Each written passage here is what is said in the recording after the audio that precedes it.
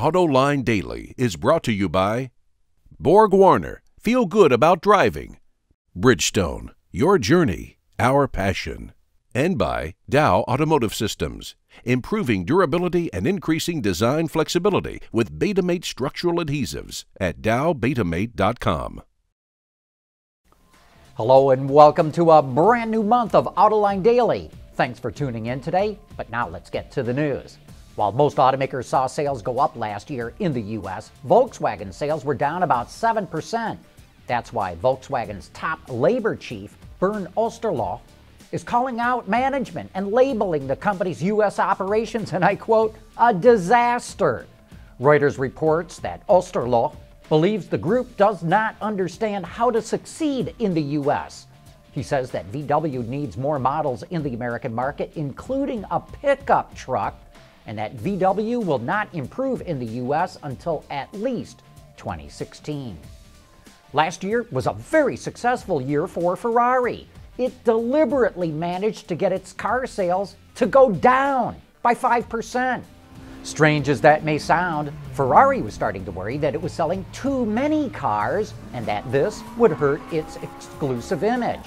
But since Ferrari is not interested in earning less money, it's coming out with cars that cost a lot more money, like the LaFerrari model, which sells for $1.4 million.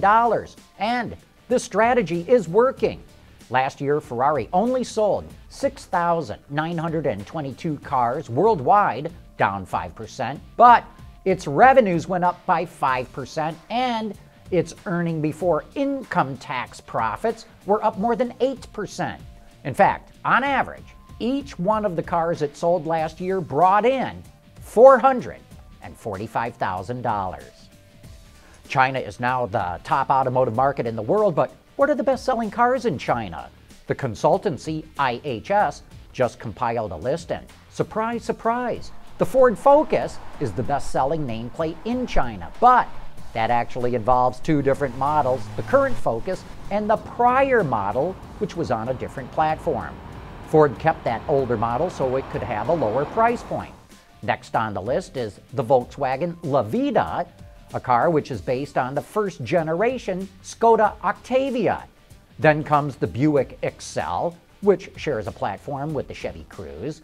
And then they're followed by the Toyota Corolla, the Chevrolet Sail, the VW Sagittar, which is based on the latest version of the Jetta, and then comes the VW Jetta, which is based on the older version of the car. Then comes the Chevy Cruze, the VW Santana, which is based on the Skoda Rapide, and finally, there's the VW Bora, which also comes off the Jetta platform. It's so interesting to see these automakers selling a combination of new and old versions of cars, and maybe this is a trend that is spreading. In the U.S. market, for example, Chevy is selling both the old and new Impalas side by side, and Nissan is doing the same with the new and old versions of the Rogue. Audi is looking for a technology that would allow long-distance low-emission driving, and what it's come up with is called e-fuel. It's a synthetic fuel that the company creates in its demonstration facility in New Mexico. And because of its chemical properties, it puts out far lower CO2 emissions. At the moment, Audi has only made an e-ethanol that it tested in a pressure chamber with a glass window, which simulates pressures and temperatures inside an engine cylinder. But it hopes to create an e-diesel fuel later this year. And you know, the whole idea is, if the problem is burning carbon, take the carbon out of the fuel. Not only are the battery packs getting smaller in electric vehicles, so are the charging cords. AeroVironment, a supplier of electric vehicle charging solutions, just came out with the Turbo Cord. It gets rid of the big box on the cord between the vehicle and the wall socket, as well as requiring no charger installation. It plugs directly into the wall. Turbo Cord can also operate on both 120 and 240 volt outlets, and it's designed for both indoor and outdoor use. The 120 and 240 volt combination is selling for $650, and a 240 volt only version is available for $600.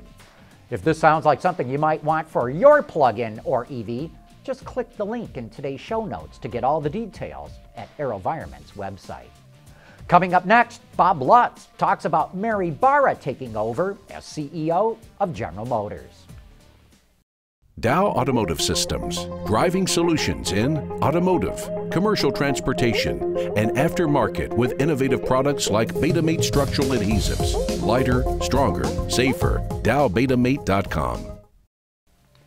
On Autoline After Hours last week, we had a great show with Bob Lutz. We covered a multitude of topics, and of course, Mary Barra came up in the course of the conversation. Here's what Bob had to say about Mary's preparedness to take the job.